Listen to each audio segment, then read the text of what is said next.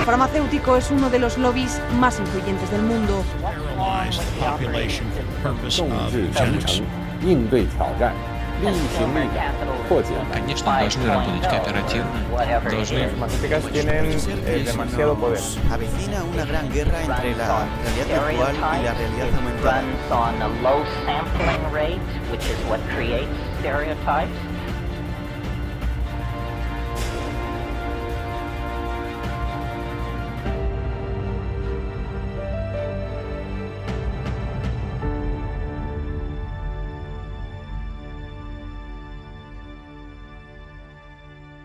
Muy buenas noches, un placer como siempre encontrarme con ustedes nuevamente aquí como todas las semanas.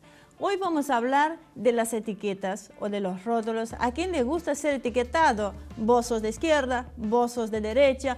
Podemos considerar que hoy estos términos son iguales que cuando se empezó.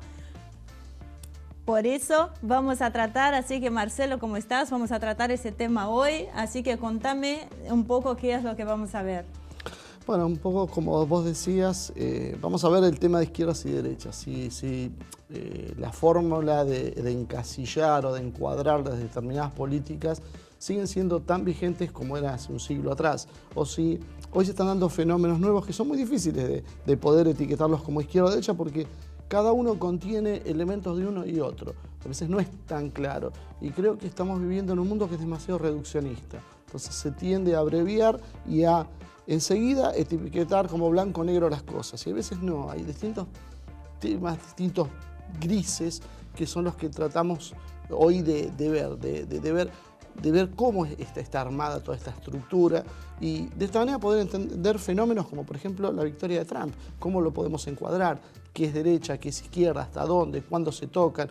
Todos esos van a ser los temas que vamos a estar hablando hoy. Muy bien, un programa bastante interesante nos espera y nos acompaña Carlos Raimunde, que para mí es uno de los referentes en el tema de política internacional, que tiene un pensamiento muy abierto de lo que sucede en el mundo, exdiputado del Palasur, docente. Así que Carlos, bienvenido, gracias por acompañarnos nuevamente. Carlos, ¿son válidas, como dijo Marcelo, a las viejas categorías de izquierda y derecha que surgieron en la Revolución Francesa? Y depende, primero agradecido de este programa en general, porque permite analizar, permite reflexionar, ¿no? En un momento donde todo está planteado en términos reduccionistas, como decía Marcelo, de simplificación, de superficialidad, donde los temas políticos lamentablemente están haciendo la gran concesión, una concesión a mi juicio imperdonable, de entrar en el formato de los programas de Chimento, del rating minuto a minuto, de frases que no tienen que durar más de 20 segundos. Entonces este programa es como un bálsamo en ese sentido. Yo no me resigno a que ser moderno es necesariamente entrar en ese formato, porque eso nos hace perder la capacidad de análisis y la reflexión crítica, y yo creo que eso es válido en todos los tiempos, no tiene que ver con ser o no moderno en cómo se ubica uno frente a la realidad. En ese contexto, no tengo una respuesta por sí o por no, depende del punto de vista que se mire. Desde luego que hoy la izquierda y la derecha no expresan lo mismo que en la Guerra Fría. No hay usinas de elaboración del pensamiento que está instalada una en Washington y otra en Moscú. Eso no está más.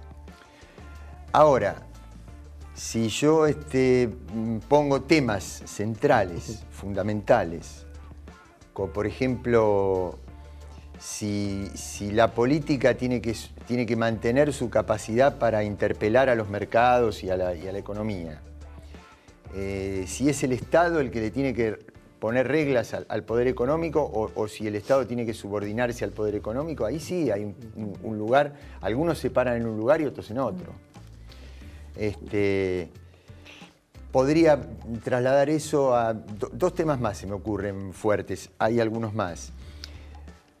El derecho, por ejemplo, a decidir sobre la sexualidad de cada uno.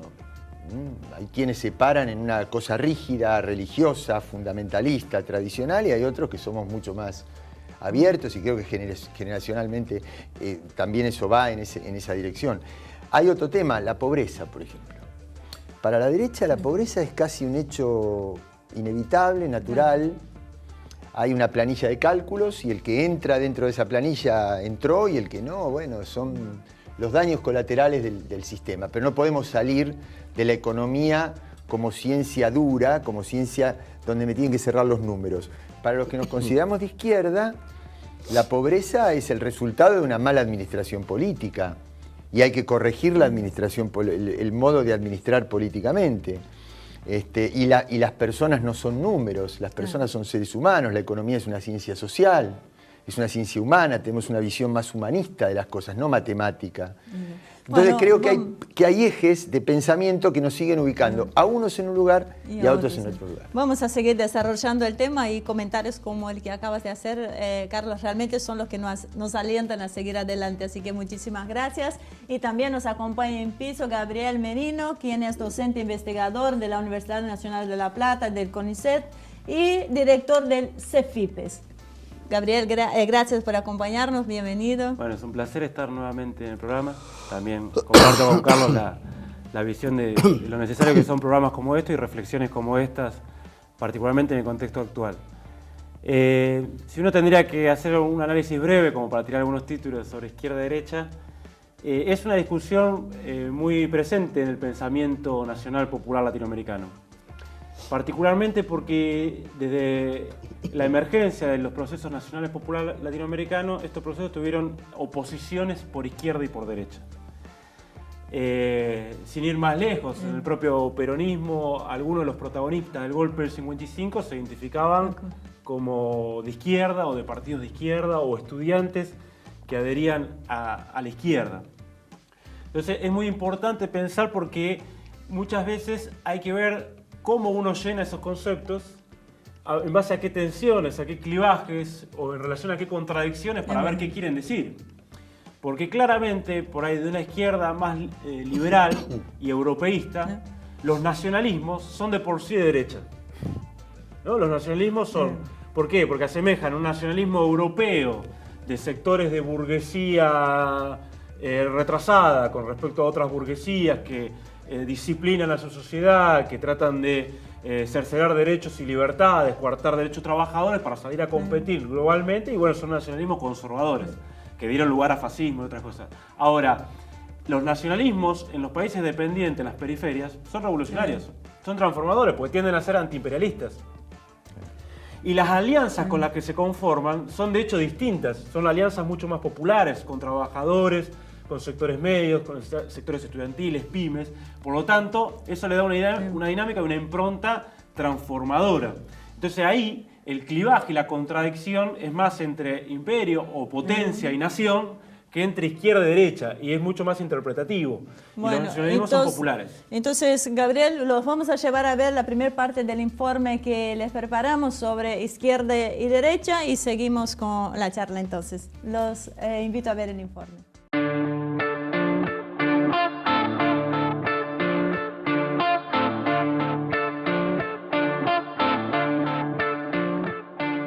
En nuestra sociedad actual existe una tendencia a la simplificación. Lo volátil del mundo actual nos lleva a una profundidad de escasas ideas. Todo debe ser rápido, fácil y simple. No es casualidad que Twitter permita apenas 140 caracteres y se haya constituido en el medio de difusión y discusión favorito de buena parte de la población. Esa actitud binaria de entender las cosas para rápidamente poder catalogarlas en compartimientos que nos permitan tomar rápidamente partido, se está a favor o en contra, y las razones esgrimidas son cortas y concisas. Si alguien intenta argumentar en detalle su posición, recibirá el peor de los castigos sociales, que es que sus palabras sean dejadas de lado. Nadie se tomará el trabajo de leer sus opiniones. En ese mundo binario, no es raro que las personas se caractericen como de izquierda o de derecha en materia política. Orgullosamente, dirán que son de derecha y por lo tanto desprecian a los izquierdistas.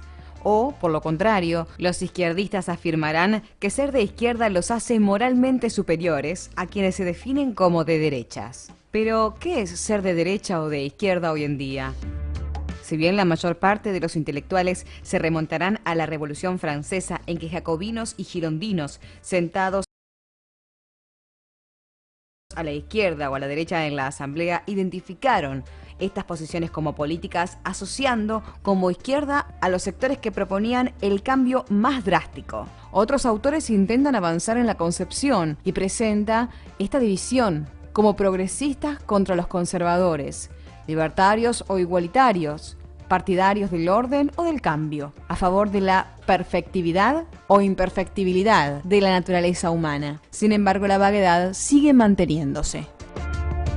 Salgamos de la esfera teórica y veamos algunos ejemplos prácticos para entender mejor las contradicciones. A favor del cambio, por ejemplo, en la Unión Soviética estaban quienes querían derrumbar el sistema socialista y reemplazarlo por el capitalista. Pero en nuestra región sudamericana los que buscaban el cambio eran los socialistas. Pero vayamos más aún al Irán de Jah Reza Pahlavi. Era un ferviente partidario del capitalismo e íntimo aliado de Estados Unidos. Khomeini lideró la revolución que terminó con su mandato. Entonces, Khomeini, según esta teoría, era de izquierda. Claro que faltaba aclarar un detalle. La revolución fue islámica y reimplantó los valores del Corán. ¿Revolucionario de derecha entonces? Si lo entendemos como lucha contra el sistema capitalista, no encaja. Buscaba imponer un modelo diferente. La cantidad de ejemplos históricos es interminable. Otros creerán entonces que es más preciso definirlos como progresistas contra conservadores. Pero, ¿qué es progresista? ¿Implantar un sistema neoliberal como el que hoy nuevamente cae sobre el mundo occidental es progresista? Porque un sistema que busca un sistema laico, anteponiéndolo contra los valores religiosos, pluricultural, porque busca una globalización que mezcla culturas aplastando las tradiciones locales. Pero mencionamos otra categoría, libertarios contra igualitarios. ¿Será esa la definición correcta? Veamos. El sistema actual busca la igualdad de derechos. ¿Es lo mismo una familia tradicional o una familia constituida por dos personas del mismo sexo? También iguala las oportunidades. Todos pagan lo mismo, todos tienen derecho a elegir el sistema de salud, todos votan. ¿Pero esto no hace que se perpetúen las desigualdades? Seguramente la igualdad comienza a verse relativa entonces. ¿Es correcto definirse como de izquierda o derecha? Seguramente esta concepción binaria e inmodificable, acompañada de una sociedad que reduce su comunicación y la profundidad al mínimo posible, al menos masivamente, termina por ser una opción falsa, que no fija una posición definida, donde, sin ampliar los conceptos en diferentes áreas, dice poco y nada.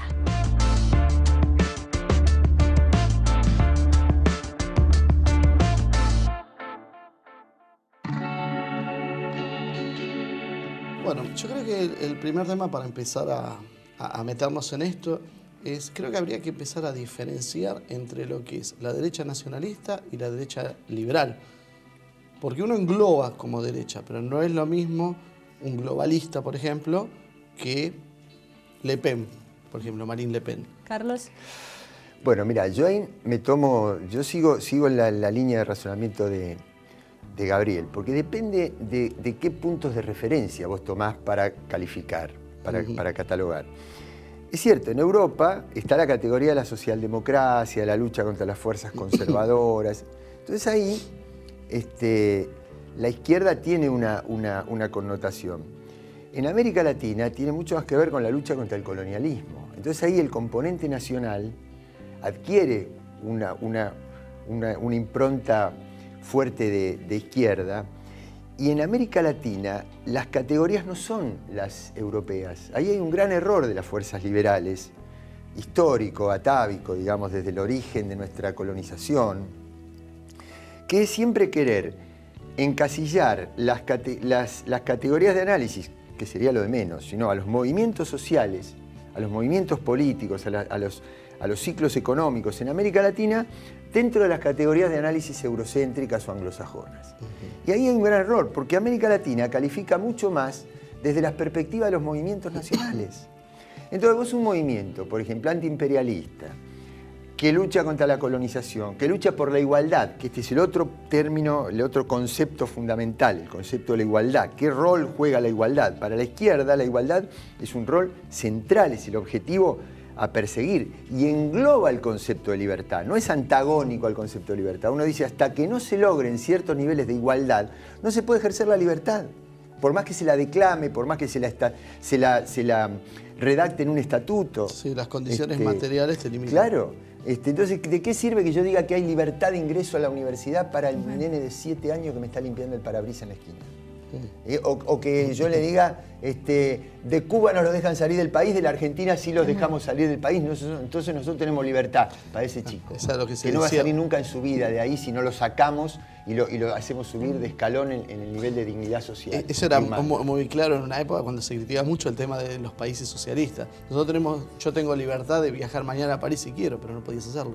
Y Gabriel, como están hablando hablar de los movimientos populares, ¿no? ¿Por qué la izquierda latinoamericana insiste en realizar estos movimientos populares a la espalda de las creencias del pueblo, como lo es el cristianismo, por ejemplo? Bueno, depende de qué izquierda, insisto en eso. Hay una izquierda con una impronta mucho más europeísta, liberal, que entiende que toda tradición es conservadora per se y hay que, por lo tanto, eliminarla como tal o hacer una revolución en contra de esas tradiciones. Y otra izquierda que entiende que en el cristianismo popular, en su humanismo, en su concepto de solidaridad, en sus expresiones como la teología de la liberación y cristianismo con oído del pueblo, existe ahí una argamasa importante, cultural, civilizatoria, que puede ser protagonista, ¿no?, de procesos de liberación nacional. De hecho, ya desde un Mariátegui o un Hernández Arregui, hay toda una corriente marxista latinoamericanista que hace esa transformación, esa traducción de la izquierda, pero una concepción nacionalista popular y latinoamericanista que incorpora todas estas tradiciones. Ahora, yo quería señalar otra cuestión con respecto a la pregunta anterior también. Hoy el mundo multipolar, y también es pertinente para América Latina, es muy difícil analizarlo de la categoría izquierda-derecha. Porque incluso esa categoría a veces es una trampa ideológica del bloque dominante anglosajón. Que todo lo que se le escapa a su dominio son populismos de izquierda o de derecha. Entonces, y catalogan, ¿no? Incluso para América Latina, dice, bueno, hay una izquierda buena, que es la que sigue los parámetros del mercado y en todo caso plantea reformas cosméticas, y una izquierda mala, como la Argentina kirchnerista, o Lula en Brasil, o Chávez en Venezuela, u otro, o Evo Morales, que es la que populista rompe. Pero así en distintos lugares. Lo que hay que ver es qué proyectos estratégicos pugnan en este orden mundial, qué bloques de poder, y analizarlo más en relación a los intereses y a los proyectos en pugna que bajo categorías ideológicas. Creo que eso nos permite entender mucho más, digamos, la situación internacional, porque esa categoría izquierda-derecha, para analizar la multipolaridad actual, sí, ahí creo no es pertinente e incluso confunde más que lo que aclara. Sí, pero igual llamó la atención y ya tengo que ir a un corte porque Ana, nuestra productora, está marcándome terriblemente el tiempo, pero no quiero dejar de marcar lo asombro que tuvo muchos cuando Chávez se acercó a la iglesia, cuando se tenía por eso hablo con el tema del cristianismo, ¿no?, que es muy arraigado en nuestra región. Bueno, por eso todo y cualquier respuesta tendrá que quedar para... Por eso, dejo de plantear la pregunta entonces para el próximo bloque. Resulta un poco paradójico entonces que los sectores neoliberales, globalistas, neoconservadores, sí liberales y globalistas, que son el corazón del sistema capitalista, son quienes están impulsando políticas antirreligiosas contra el Islam, contra el cristianismo. Eso queda para el próximo bloque, así que no se vaya. Enseguida regresamos con esta charla que está increíble.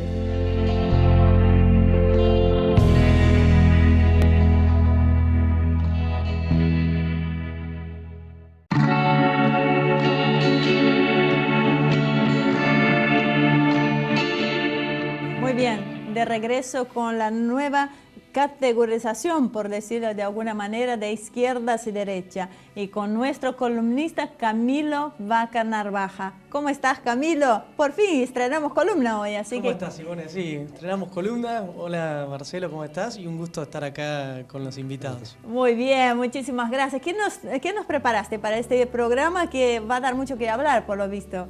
Mira, yo comparto esta visión de que la categoría de izquierda y derecha, producto de lo que es la ciencia, es muy difícil englobarla en un contexto mundial que pareciera que no las abarca. ¿En qué sentido? Si uno toma las experiencias de Alex Tsipras en el 2015, cuando gana las elecciones en Grecia y que era un gobierno de izquierda con una tradición muy marcada, termina siendo un cogobierno con un sector nacionalista de derecha. Ahora, si recientemente analizamos lo que fueron las elecciones de Estados Unidos, el mismo candidato Donald Trump termina generando discursos para un sector que en su momento caracterizaba Bernie Sanders, que era una izquierda también muy marcada y sin embargo trataba de acercarse a ese electorado. Lo mismo ocurrió con el impeachment en Brasil, con la destitución de Dilma. Sectores de la izquierda se aliaron con sectores conservadores para la destitución de Dilma Rousseff. Esto lo que muestra es que es una concepción más histórica de lo que es la categoría. No es estática. Lo que sí queda claro es que me parece que la izquierda tiene una tradición, valores y una cultura que sí lo determinan con relación hacia el otro, donde los valores como lo que es la distribución, lo que significa el otro y el sujeto por encima, digamos, de una concepción colectiva y no mercantilista y utilitarista y de mercado, es una gran aspecto divisorio entre lo que son las izquierdas y las derechas. Muchas gracias, Simone. Muy bien, Camilo, muchísimas gracias. Muy interesante tu aporte. Bueno, ahora seguimos en el piso. Había quedado pendiente una pregunta que había hecho Marcelo en el bloque anterior. Carlos, si Marcelo podés repetirla. Sí. Quedó pendiente el tema de, bueno, cómo los sectores liberales son los que juegan hoy en contra de las grandes religiones y las grandes religiones se alían con los sectores que son anticapitalistas. Eso era un poco la pregunta que había tirado antes del corte. Yo sigo insistiendo que hay que pararse en momentos concretos, en situaciones concretas, en contextos espaciales y temporales y culturales concretos. Es decir, uno a quién busca y a dónde está la vigencia del concepto. Yo comparto completamente todo lo dicho acá, lo que dijo Camilo, que es cierto que no abarca, que no se lo puede englobar a todos los acontecimientos mundiales. Eso es así. Aún así, cuando uno menciona la palabra izquierda, sabe de alguna manera a qué se refiere, y cuando menciona la palabra derecha, sabe a qué se refiere. Después, cuando entras en el análisis, se te complica. ¿A dónde quiero ir? Si yo tengo un sujeto, que son los humildes, que son los trabajadores, que son los olvidados, ese es el sujeto de la izquierda, histórico. Si ese sujeto profesa profundamente una creencia religiosa, en virtud de la creencia religiosa yo voy a despreciar a ese sujeto como el sujeto transformador, el sujeto que quiere romper un sistema de dominación. Te doy otro eje concreto, la disputa de la renta monopólica. Eso es una concepción de la izquierda. Es decir, ¿por qué? Porque la renta monopólica está concentrada en las élites. Y la distribución social de esa renta es una bandera histórica de la izquierda, que es la redistribución, que es la lucha por la igualdad, por el ascenso social. Entonces ahí tenés categorías muy fuertes. Y vamos concretamente a la Argentina. Lo que fue es decir, si yo me pongo en el contexto, como recién decía Gabriel, 1955, el Che era profundamente, el Che que inicia su viaje por América Latina, su contacto con Fidel, su contribución a la Revolución Cubana, era profundamente antiperonista. Cristina, y estos 12 años de gestión Néstor-Cristina, logran sintetizar la figura de Evita con la figura del Che. Que es lo que John William Cook pensó toda la vida. Bueno, entonces ahí tenés una síntesis, pero es concreta. Vale para esta Argentina, para esta región, en este momento. No sé si vale, no vale universalmente, no vale para Europa. En Europa, cuando Bush dice, vamos a invadir Irak, y va al Consejo de Seguridad de Naciones Unidas, él hace una alianza con Aznar, que era la derecha española, y con Tony Blair, que era el laborismo inglés. ¿Quién se le opone? Hercher, que era el canciller alemán, liberal, digamos, y Chirac, que era un presidente de derecha de Francia. Quiere decir que ahí estaba cruzado los apoyos. ¿Por qué? Porque había un interés concreto y había posiciones concretas.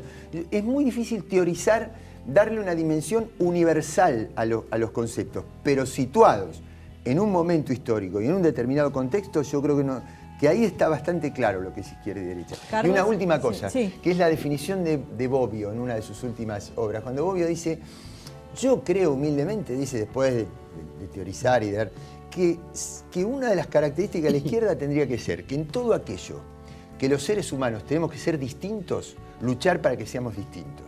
La intimidad, la privacidad, las decisiones personalísimas, todo eso luchar para que seamos... En todo aquello que los seres humanos tenemos que ser iguales, luchar para que seamos cada vez más iguales. Gabriel, dejamos que nos dé su parecer, Gabriel. Sí. Si no, no vamos a tener tiempo ni de otra palabra. Desde el globalismo financiero y particularmente el capitalismo tardío tiene una lógica, lo que Jameson y Zizek llama multiculturalismo, lógica cultural del capitalismo tardío. El multiculturalismo no quiere decir el respeto del conjunto de culturas en el mundo, sino dentro de los parámetros occidentales, consumistas, materialistas, individualistas, incorporar desde las formas, no desde el contenido, cultura de las distintas partes del mundo. Porque el capitalismo se transnacionalizó y se globalizó.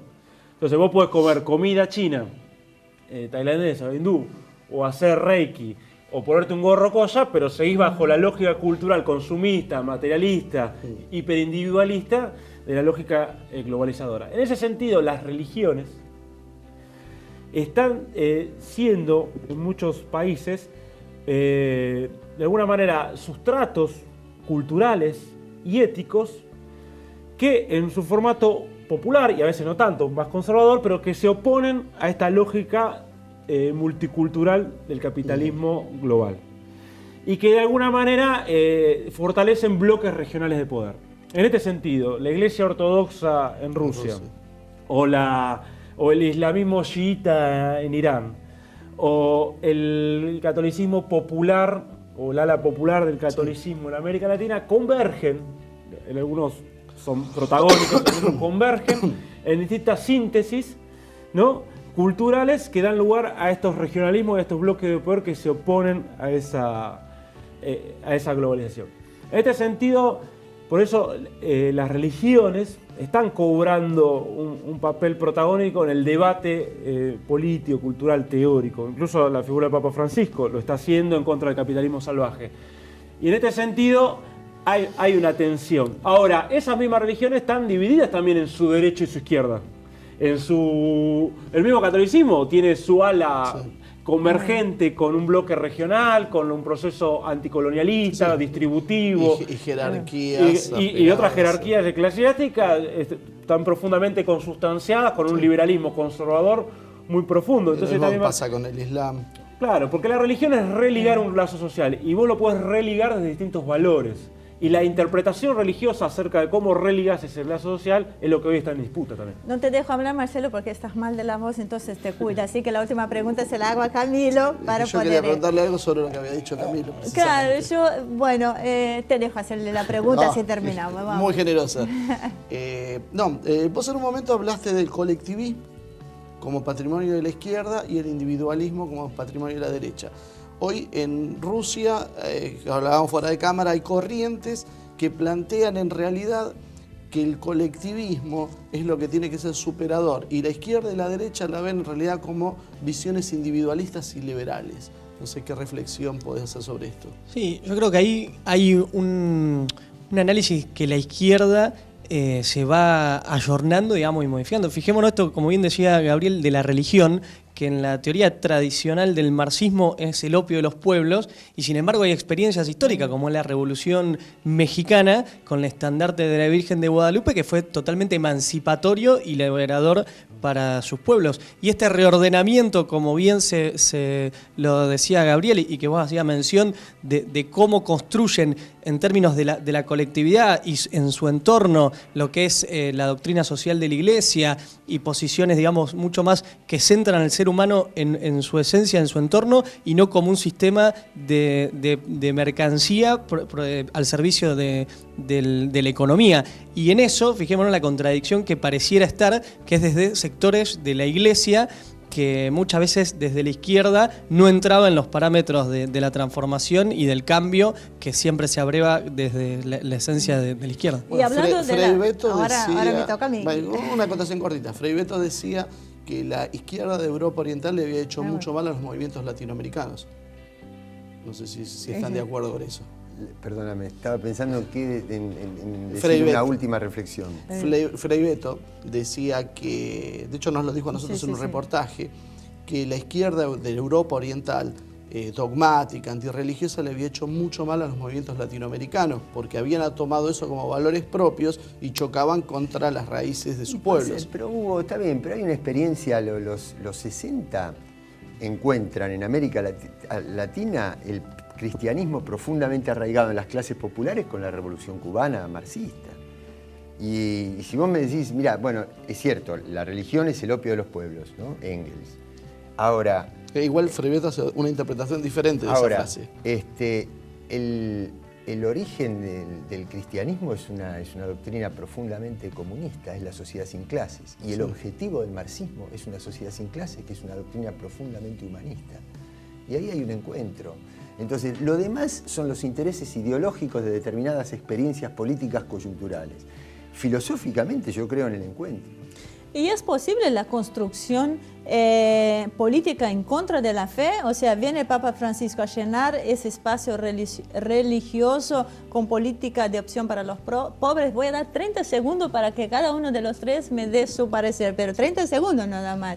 Vamos a empezar por, que es el más difícil, por Carlos. Mira, yo creo que el Papa tiene siempre tuvo una doble función. Es un líder religioso de la espiritualidad y es un líder político.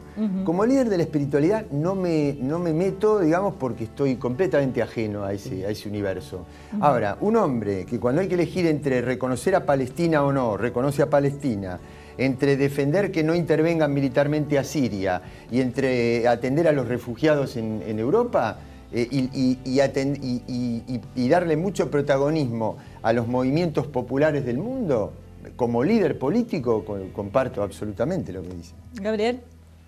No, hoy por hoy yo creo que está habiendo en América Latina un nuevo sincretismo, se está empezando a hacer, entre las comunidades y la ética y la cultura de los pueblos originarios y el buen vivir frente al mejor vivir occidental, y un cristianismo popular y tradiciones populares que tienen que ver con un caldo de cultivo de una construcción civilizatoria alternativa, que todavía eso tarda muchos años, pero está empezando a ser, retomando parte de lo que decía Carlos, que son las experiencias de los 60, 70. Se vuelve a dar, y que tiene que ver con el cambio de gobiernos en la región, que si bien ahora hay un reflujo, no quiere decir que ese reflujo sea definitivo, ni mucho menos, al contrario, en este mundo en crisis hay mucho para avanzar. Y yo creo que en ese sentido, la fe, en el sentido de esto, ¿cómo religamos al lazo social después del avasallamiento neoliberal y la destrucción del lazo social? Y bueno, religamos de distintas tradiciones. Y el cristianismo popular y la fe en ese sentido pasa a ser un instrumento liberador y no opresor. Sí, comparto absolutamente. De hecho, si uno hace esa historiografía de los lugares que fue ocupando la izquierda de su momento clasista, de que involucraba a los anarquistas, a los comunistas, después antifascista, que incorporaba sectores de la burguesía, y después, digamos, frente al neoliberalismo, que era popular, democrático, y hoy me parece que el eje que está poniendo el nuevo contexto global es esta globalización financiera, donde reagrupa diferentes visiones de lo que son las soberanías de los Estados-naciones, y después la división de entre lo que es la izquierda y la derecha, para mí en lo que dice Carlos, desde este lugar de los humildes, de lo que es la distribución y la desigualdad y la condena a un sistema que lo reproduce y lo genere. Perfecto, bueno, sigo cuidando la voz de Marcelo, así que no lo voy a dejar hablar. Acá terminamos este bloque. Muchísimas gracias, Camilo, por la participación, y no se vaya, enseguidita volvemos.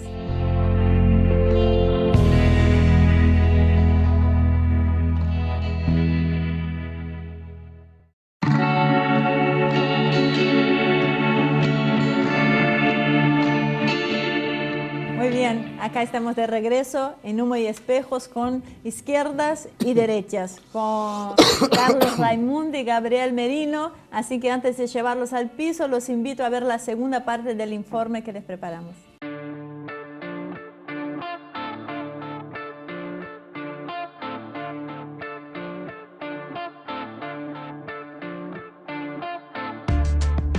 Las contradicciones de la izquierda suelen ser bastante notorias. Rafael Correa, el presidente ecuatoriano, ha sido catalogado como una de las figuras de la izquierda latinoamericana, dijo en un discurso sobre los dogmas que impone ser de izquierda. ¿Qué es eso de que si uno no es pro aborto no es de izquierda?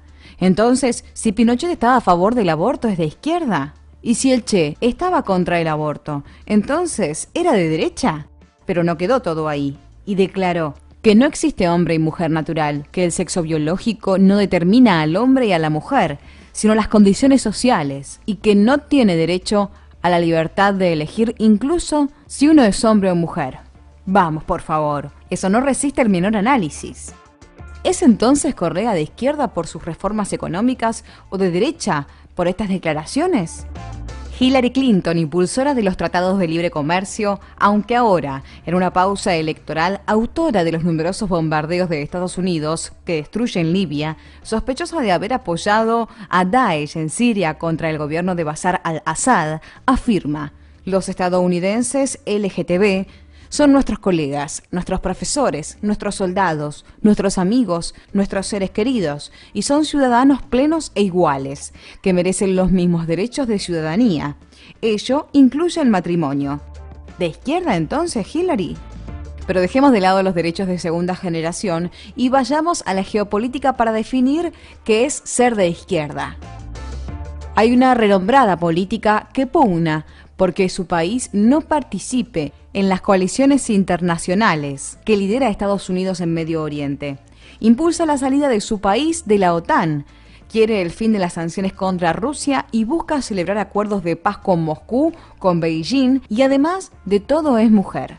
Su nombre es Marine Le Pen y los medios la han etiquetado como de extrema derecha. Está más allá de la derecha, también denuncia el globalismo y se opone a los TLC, que impulsan los socialistas, se supone de izquierda, como Hollande o Barack Obama, primer presidente negro de los Estados Unidos. Pero podemos sumar más confusión. Putin no duda en declarar que su país es la reserva moral ante un occidente decadente. Le da un papel clave a la Iglesia Ortodoxa a cargo del patriarca Kirill y le ha puesto un freno a los Estados Unidos en Siria. El avance de lo más recalcitrante del capitalismo neoliberal en su versión financiera encuentra su escollo para acabar con las soberanías nacionales en su persona. Nuevamente la pregunta, ¿es Putin de izquierda o de derecha? Tal vez es injusto que sean dos términos que traten de abarcar el universo político. Derecha nacionalista es muy diferente a la derecha neoliberal, que paradójicamente se apropió de un término que nació por izquierda, liberal, y hoy se lo apropia a la derecha. La izquierda tampoco escapa a la regla y presenta vertientes diferentes que se identifican como extremas y que presentan diferentes visiones. Muchas veces es más fácil encontrar coincidencias mayores entre la extrema izquierda y la extrema derecha que entre la derecha y la extrema derecha.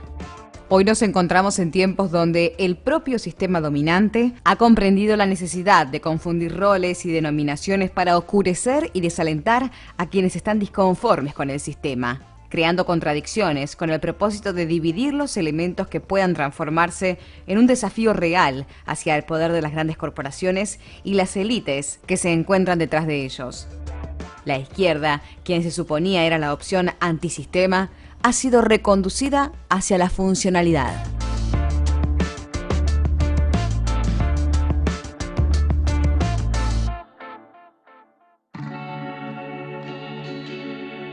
Ahora yendo un poco a un tema que es más actual, ¿no? Y que un poco creo que lo charlábamos también fuera de cámara. ¿Cómo identificamos a alguien como Putin? Un tipo que en algunos conceptos parece ser alguien de derecha, en otros es alguien de izquierda. Está surgiendo, como dicen estos pensaderos rusos que están detrás de lo que es la ideología de esta Rusia nueva que está formando Putin?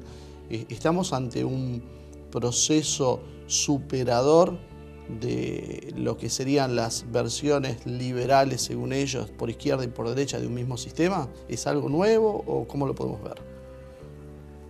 ¿Quién se anima primero? No sé, bueno, muy rápido. Mira, yo creo que los grandes liderazgos rescatan las esencias de los pueblos, digamos. Mao hizo toda una transformación económica de la estructura económica de China, pero su metodología de ejercicio del poder tenía mucho que ver con la historia, con la tradición y con la idiosincrasia del pueblo chino. Y con Putin pasa algo parecido. Un hombre que ha rescatado a Rusia de todo lo que fue la debacle post-estallido de la Unión Soviética y que recupera el espíritu de disputa de Rusia. Rusia es una población, es un pueblo, digamos, que no está dispuesto a tolerar unipolarismos, hegemonías a nivel mundial. Y desde ese punto de vista me parece que está ejerciendo un rol en un acuerdo muy fuerte con China, en algunas votaciones muy centrales en Naciones Unidas, y ejerciendo un papel para un mayor equilibrio de poder. Yo no sé cómo calificarlo eso en términos de categorías de izquierdas o derechas. Lo que sí está son los que empiezan a escapar a esa regla. ¿Eh? Son los que empiezan a escapar a esa regla fácil. Sí. Así como... y encontrás un fenómeno parecido con el surgimiento de Le Pen, que también es un personaje difícil. Modi en India, Trump, ¿no? Otro personaje. ¿Cómo? ¿Y Trump? Bueno. Y el mismo Trump. Sí, porque están expresando, y particularmente en el caso de Rusia, como decía Carlos, fuerzas nacionales que se oponen a la globalización financiera neoliberal. De distintos lugares se oponen. No es que se oponen de un lugar homogéneo. Putin, cuando asume en el 99, 2000, él lo que viene a expresar como ex cuadro de la KGB soviética, además, Sí. o sea, viene a expresar a un conjunto de fuerzas nacionales rusas que post-crisis del 98 no querían verse avasalladas por la globalización. Entonces ahí convergen burguesías locales, nacionales, rusas, viejos cuadros de la Unión Soviética, comunistas, los patriotas, nacionalistas conservadores, sectores que venían de la izquierda, cuadros de industria estratégica de Estado, de complejo industrial militar, que se la venía a venir, que estaban desarmándose el poder ruso. Y que dice, bueno, nos vamos a plantar y rearmar el poder de Rusia, recuperar territorios, quizás no de la forma imperialista clásica, sino bajo una comunidad económica euroasiática, ¿sí? Compartiendo instancias internacionales comunes, y con China aliándose, y particularmente post-2011 y sobre todo post-2014 y después Ucrania, seguir construyendo la Organización para la Cooperación de Shanghái como una OTAN paralela, cooperando para armar una agencia de calificación de riesgo paralela, porque es un instrumento central de la guerra financiera, que Rusia la sufrió mucho post-2014, post-Crimea, cooperando en materia petrolera y armando una alianza euroasiática. Y esa alianza euroasiática va contra el núcleo dominante neoliberal que se nos opone a nosotros. Y Trump expresa el americanismo frente al globalismo, a los perdedores de la globalización. Quizás, obviamente, con muchos sectores de derecha, xenófobos, etcétera, pero son un americanismo que se opone, por ejemplo, al TPP, al Tratado Transpacífico. Sí, sí, sí. Y a nosotros, que si él se opone al Tratado Transpacífico, No sirve. sirve desde un punto de vista nacional popular porque retrasa uno de los principales proyectos imperialistas en la región y en la zona del Pacífico. Ahora bien, no es Bernie Sanders. Ahora, Trump y Sanders expresan lo mismo, que es distinto pero lo mismo a la vez, que es la crisis del sistema de partidos, la crisis de legitimidad también del proyecto financiero global anglosajón. De hecho, Sanders va a apoyar a Trump en el caso de que vaya a que afecta no solo a los países periféricos como era antes, afecta a sus propios trabajadores, a sus propios estudiantes. Entonces está en crisis. Ya el sueño americano y la promesa de la burguesía norteamericana y anglosajona de que su proyecto global beneficia a sus propios trabajadores no pueden cumplir más. El proyecto financiero global se llevó puesto a 60.000 empresas norteamericanas y 5 millones de puestos de trabajo industriales en los últimos 15 años. Claro. Entonces, ahí ya hay una crisis de legitimidad del sistema que está expresándose de forma contradictoria en estos nacionalismos y en estas fuerzas nativistas. Estamos peleando por una pregunta, porque son tantas que tiene. Pero yo quiero hacer una pregunta delicada. Así que, porque, ¿qué define la pertenencia a la izquierda, ¿no?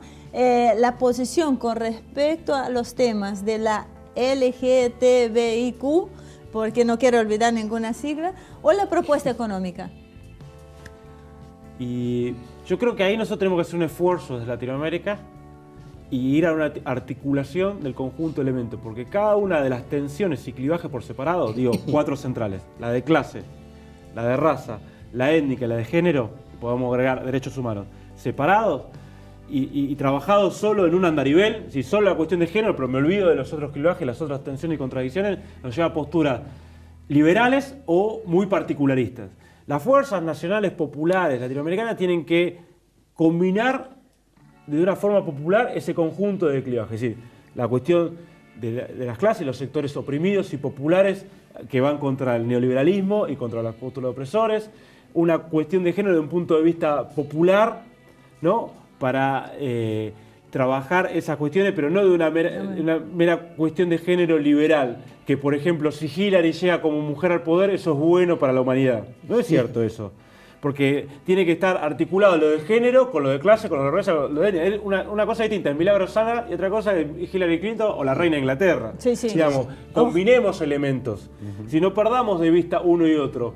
Entonces de esa forma claro, podemos ir a visiones sintetizadoras que nos daría una visión de izquierda o popular o nacional popular latinoamericana mucho más íntegra, rica y que le podemos dar mucho más contenido a todas esas expresiones. La última pregunta, Marta. Hay unos pensadores rusos ahora que están planteando, Mikhailov, Dugin, que ellos plantean que llegó el fin de los estados soberanos. No por el tema de la globalización en sí, pero sí por lo poderoso que son las fuerzas globalizadoras, que la única forma de resistir eso es regionalmente, que lo que se están generando son espacios civilizatorios, culturales, según quien lo diga, lo llama de una manera distinta o no. No sé, Carlos. Ay, Dios, pero esto es brava esa pregunta para 2 minutos finales. Yo primero comparto absolutamente lo que dijo Gabriel. Punto número 2, para ser bien sintético. Yo creo que en el mundo hay una crisis de representación del sistema tradicional muy fuerte. Ahora, de esa crisis se puede salir o por las salidas racistas, digamos, desintegradoras, individualistas, o por salidas más integradoras. Y yo creo que ahí la necesidad de poner a prueba, digamos, el pensamiento estratégico latinoamericano, no desde la perspectiva ni de la izquierda ni de la derecha, sino del universal situado. Es decir, de tener una cosmovisión de qué hacer con el universo, qué hacer con el planeta, pero desde mi situación particular, con esta riqueza, con esta capacidad integradora que recién decía Gabriel. Y el tema de los estados. Mirá, depende, porque yo creo que el poder financiero, las corrientes financieras que tratan que con los 3 tratados transpacífico, transatlántico y TISA para desregular los servicios, intentaban eliminar completamente el poder de los estados y la única regulación que le pedían era que no le toquen, que regulen bien la propiedad de las patentes, tanto de los bienes tangibles, es decir, los activos físicos, como los activos intelectuales. Ahí sí el Estado tenía que garantizar que no se los tocaran. Tienen indudablemente un volumen, una potencia y un volumen de recursos financieros muy superior a la que tienen los recursos públicos. Lo que no tienen es capacidad de fijar un horizonte de época.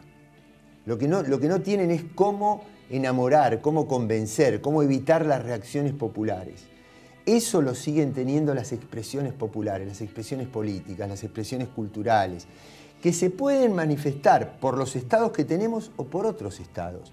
Es decir, una cosa es que yo defienda al Estado como concepto, como agente de representación del pueblo, y otra cosa es que no reconozca que creo que Medio Oriente yo haría otra construcción estadual, distinta de la que tiene.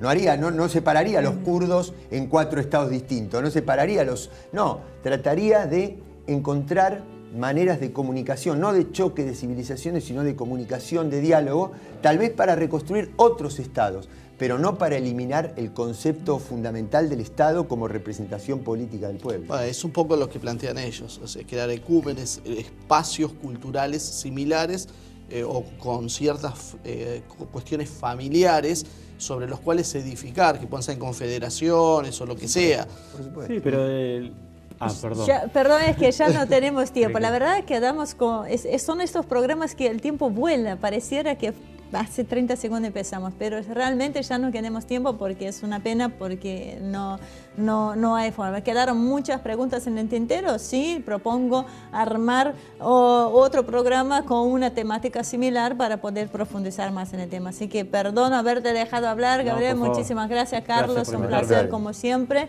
Marcelo, hablaste mucho, así que por eso estás sin voz. Y a ustedes muchísimas gracias como siempre por acompañarnos. Esperamos sus comentarios en nuestro Facebook y una vez que esté emitido este programa por TV Universidad, los invitamos a verlo nuevamente en nuestro canal de YouTube, Asia TV Online. Así que muchísimas gracias por acompañarnos y nos vemos la semana que viene con más una edición de Humo y Espejos.